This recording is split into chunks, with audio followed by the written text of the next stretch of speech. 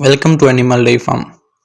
देखो, जो हम यूरिया अपने फसल में छिड़काव करते हैं, उस यूरिया को अगर हम जुगाली करने वाले पशुओं को खिलाएं तो उनके शरीर की ग्रोथ अच्छी होगी और उनका दूध भी बढ़ेगा। देखो, यूरिया कोई जहर नहीं होता। यूरिया के अंदर अमोनिया होता है, जो ह्यूमन के माइक्रोब उसका यूज करके अपने शरीर की ग्रोथ बढ़ाते हैं। जब हम पशु को यूरिया वाला खाना खिलाते हैं तो उसके माइक्रोब जो होते हैं ह्यूमन के, वो उसके अमोनिया और कार्बोहाइड्रेट को यूज करके अपने शरीर की ग्रोथ बढ़ा लेते हैं। और जब ये ग्रोथ बढ़ाने के बाद मरते हैं तो इनके शरीर से इम्पोर्टेंट न्यूट्रिशन निकलते हैं, जैसे कि प्रोटीन और विटामिन्स, जो फिर पशु की बॉडी में अब्जॉर्ब हो जाते हैं और पशु की मसल ग्रोथ और दूध बढ़ता है पशु का। यूरिया को सूखे चारे में मिलाकर पशुओं को खिलाया जाता है, जिससे सूखे चारे की गुणवत्ता बढ़ जाती है।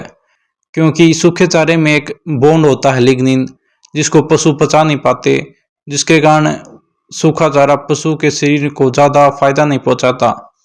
पर जब हम उसमें यूरिया मिला देते हैं तो यूरिया के अंदर से अमोनिया निकलता है, जो उस लिग्निन के बॉन्ड में घुसकर उसको सॉफ्ट बना देता है। सॉफ्ट होने के कारण वो पशु के शरीर में आराम से पच जाता है और पशु को अच्छा न्यूट्रिशन मिलता है। सूखे चारे में यूरिया मिलाने का सही तरीका क्या है? सबसे पहले 100 किलो सूखा चारा लो, उसे तरपाल पर बिछा दो एक पतली लेयर बनाकर। फिर 40 से 50 लीटर पानी लो, उसमें 4 किलो यूरिया मिलाओ और फिर उस पानी का छिड़काव उस चारे पर कर दो।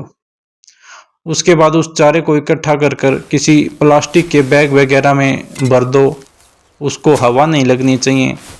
ऐसा करने से यूरिया के अंदर से जो अमोनिया निकलेगी वो चारे के अंदर लिग्निन बॉन्ड पर घुस जाएगी और फिर उसको सॉफ्ट बना देगी, जिससे सूखे चारे की गुणवत्ता बढ़ जाएगी।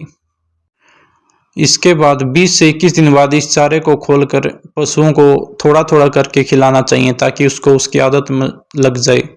एकदम से ज़्यादा यूरिया वाला खाना ना खिलाएं, क्योंकि पशु को इसकी आदत नहीं होती और पशु इससे बीमार हो सकता है। 6 महीने से कम वाले पशुओं को यूरिया वाला खाना मत खिलाना, इससे उनके अंदर टॉक्सिसिटी हो सकती है। पशु के चारे का 2 से 3% भाग यूरिया होना चाहिए, जिससे उसकी ग्रोथ अच्छी होगी। इस चारे को खिलाने से पशु की मसल ग्रोथ अच्छी होगी, साथ में दूध भी बढ़ेगा।